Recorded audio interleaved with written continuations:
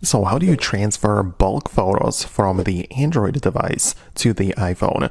Let me explain it, and if it's your first time in here on Foxtecc, subscribe and we can get started. So, of course, we can use things like the AirDrop and also using the third-party apps like Google Drive and so on. That could be possible, but it's a bit more complicated and it's not like a direct method. So for this purpose, I'd like to use an app which I'm going to look up inside of the Play Store, and it is called the Send Anywhere. Right, so this is what it looks like.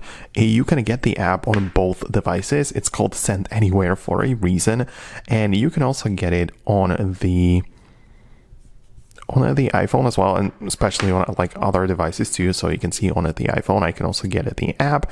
And the whole point is that once I do have it installed on both devices, I can go to the Photos app, which is right here.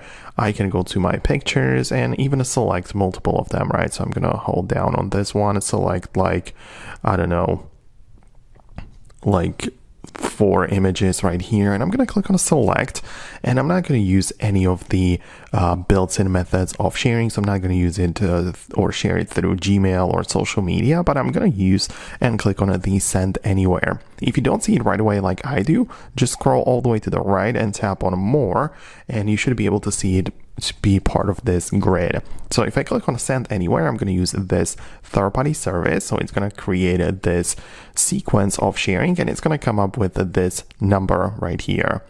So what I can do right now is to open up the Send Anywhere app on my iPhone like this, and from the UI, I'm going to click on the Receive at the bottom right there. So you can see we have the Receive.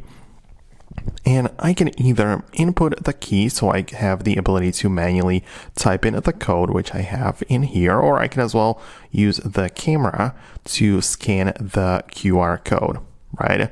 So I will have the ability to scan it like this, and you can see that once it initiates and connects, I'm going to have the ability to move the stuff over. You can see the photos are being shared.